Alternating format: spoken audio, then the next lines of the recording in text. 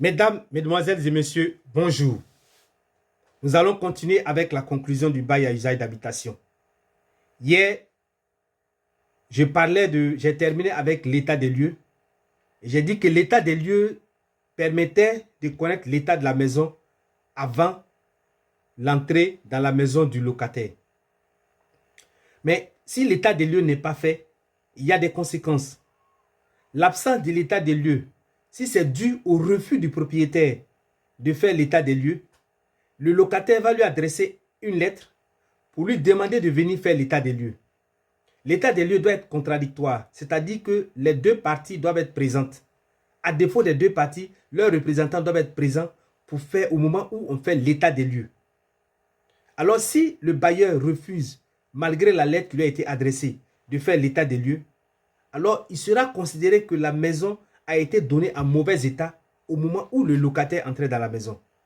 Donc il va revenir au bailleur de prouver que la maison a été donnée en bon état. Si l'absence d'état des lieux est due au refus du locataire ou bien par négligence du locataire et du bailleur, il sera considéré que la maison a été donnée en bon état au moment où le locataire entrait dans la maison, sauf si le locataire prouve par constat de commissaire de justice que la maison était en mauvais état. Commissaire de justice, c'est simplement la fusion entre les huissiers de justice et les commissaires priseurs. C'est ce nom-là qui donne commissaire de justice. Donc, si vous entendez commissaire de justice, sachez que maintenant, c'est ce qui représente les huissiers et les commissaires priseurs. Alors, si, comme je le disais, si le locataire refuse de faire l'état des lieux d'entrée, ou bien par négligence, alors il sera considéré que la maison lui a été donnée en bon état au moment où il entrait dans la maison. Qu'en est-il de l'état des lieux de sortie? S'il n'y a pas d'état des lieux de sortie, il sera considéré que la maison a été rendue en bon état au bailleur. Donc, on dira que le bailleur a reçu la maison en bon état. Donc, le bailleur sera obligé de rembourser la totalité du dépôt de garantie, ce qu'on appelle communément caution. Le bailleur sera obligé de restituer la totalité, j'ai dit toute la caution, tout le dépôt de garantie au locataire. Alors, qu'est-ce qui va se passer s'il y a un litige entre le locataire et le bailleur concernant l'état de la maison? Alors, le juge va simplement faire la comparaison entre l'état des lieux de sortie et l'état des lieux d'entrée. Alors, c'est cette comparaison-là qui va permettre de déterminer l'état de la maison. Est-ce que le dépôt de garantie produit des intérêts? Non, le dépôt de garantie ne produit pas d'intérêt. Voilà, ce n'est pas parce que tu as fait un dépôt de garantie que ça ne produit pas d'intérêt. La loi demande au locataire, au propriétaire, de rembourser le dépôt de garantie 1 mois après la remise des clés. 1 mois après la remise des clés, le bailleur est tenu de rembourser le dépôt de garantie. Concernant le dépôt de garantie, c'est un conseil que je vais donner aux bailleurs. Il faut que les bailleurs refusent automatiquement et systématiquement d'accepter de prélever dans le dépôt de garantie les loyers impayés. Si un locataire vous demande de prélever dans ce qu'il a déposé comme dépôt de garantie pour payer, couvrir son loyer, refusez. Parce que si vous acceptez, à la fin du bail, s'il y a des dégradations, vous allez utiliser quoi pour faire vos travaux? Donc, il est important que les bailleurs refusent de faire et de prélever dans le dépôt de garantie pour se payer sur le loyer impayé des locataires.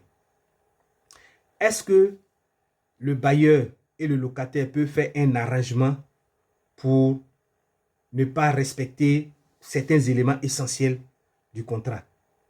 Non. Le bailleur et le locataire ne peuvent pas faire d'arrangement pour ne pas respecter les éléments importants du bail.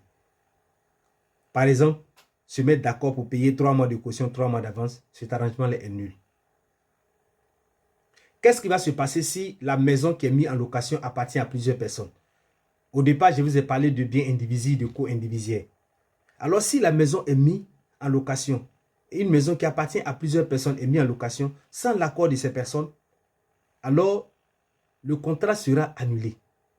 Il suffit qu'une personne, une de ces personnes, demande au juge d'annuler le contrat, il va annuler purement et simplement le contrat.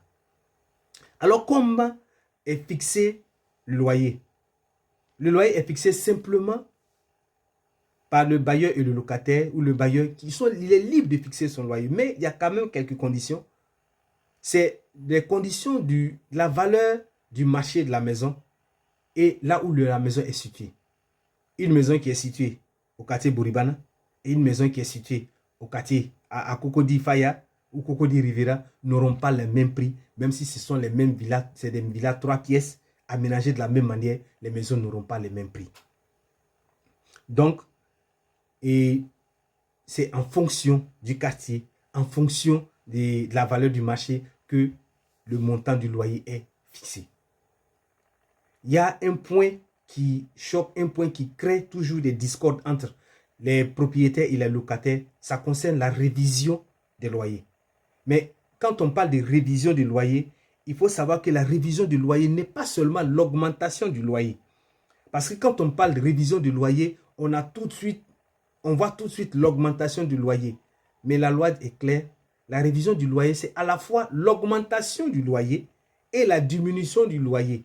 C'est-à-dire, je peux demander en tant que locataire la révision du loyer pour demander au bailleur de diminuer le loyer. Je peux demander l'augmentation du loyer, la révision du loyer en tant que bailleur pour augmenter le loyer. Donc, la révision du loyer, ce n'est pas seulement l'augmentation du loyer, mais la révision du loyer, c'est aussi la diminution du loyer. Donc, ça dépend de qui demande. Si c'est le bailleur qui demande, c'est sûr que le bailleur va demander à augmenter le loyer. Si c'est le locataire, c'est celui qui va demander à diminuer le loyer. Alors, comment cela se fait? Pour demander la révision du loyer se fait 3 ans après le contrat signé. Ou bien 3 ans après l'ancienne révision. Ça veut dire que si vous êtes rentré, le bailleur est rentré dans la maison en 2020, donc en 2023, il peut demander, le bailleur, si le locataire est rentré plutôt dans la maison en 2020, en 2023, le bailleur peut demander la révision du loyer. Ou bien le locataire peut demander la révision du loyer. Donc c'est 3 ans après le début du contrat ou 3 ans après l'ancienne révision du loyer. Alors, comment cela va se faire? 3 mois avant la date, le bailleur ou le locataire doit adresser à l'un ou à l'autre une lettre pour l'informer de la révision de son intention de réviser le loyer. Alors, celui qui reçoit la lettre va donner sa réponse. S'il y a un litige qui concerne la révision du loyer, on va saisir simplement le juge et le juge va trancher en fonction de la réalité du terrain. Donc ça ne devrait pas poser un problème à qui que ce soit. Et le bailleur doit donner au locataire un reçu après le paiement du loyer. Et si le bailleur ne donne pas au locataire un reçu, la loi permet au bailleur, au locataire, de prouver par tout moyen qu'il a payé. Et c'est l'article 425 qui le dit. En matière civile, en droit civil, la preuve se fait par écrit dès que le montant est égal à 500 francs ou plus. C'est-à-dire, si vous avez une dette et que la dette vis-à-vis d'une personne est égale à 500 francs ou plus, vous devez faire la preuve, vous devez prouver par écrit. C'est-à-dire que c'est un écrit qui prouve que vous avez une dette sur quelqu'un. Ou bien, si la valeur de la chose est égale à 500 francs ou supérieure, il doit avoir une preuve écrite. Mais en ce qui concerne le bail à usage d'habitation, la loi permet qu'il y ait une preuve par tout moyen dès lors que le propriétaire, le bailleur n'a pas donné de reçu. Le locataire peut prouver par tout moyen qu'il a payé le loyer. Merci. Que Dieu vous bénisse.